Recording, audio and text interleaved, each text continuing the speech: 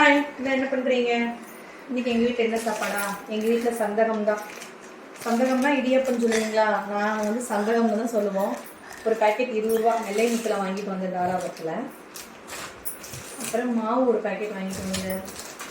காளான் பார்த்தீங்கன்னா எப்பவுமே வந்து ஜாஸ்தி, ஒரு பேக்கெட்டு 60 ரூபா போடுவாங்க. ஆனால் இன்றைக்கி வந்து 2 பேக்கெட் 50 ரூபாய்ன்னு போட்டாங்க.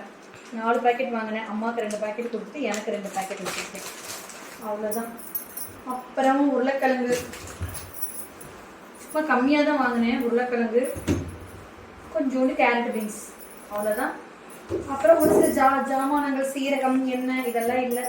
வாங்கிட்டு நானும் சாய்க்குட்டியும் சாரி எல்லாம் இன்றைக்கி பார்சல் கொரியர் அனுப்பிச்சிட்டு வந்துட்டோம். இனிமேல் தான் சந்தகம் வச்சு, இன்றைக்கி வந்து சந்தகம் தாளிக்க போகிறதில்ல, தேங்காய் பால் வச்சு சாப்பிட போகிறோம். பார்க்கலாம்.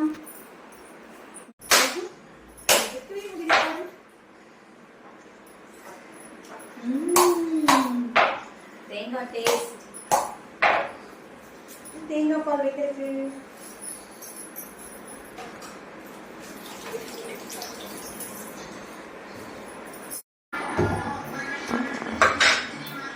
தேங்காய் பால் வச்சாச்சு. ஏலக்காய் போட்டுக்கலாம் உள்ள. ஓகேவா? சுகர் போட்டுக்கலாம்.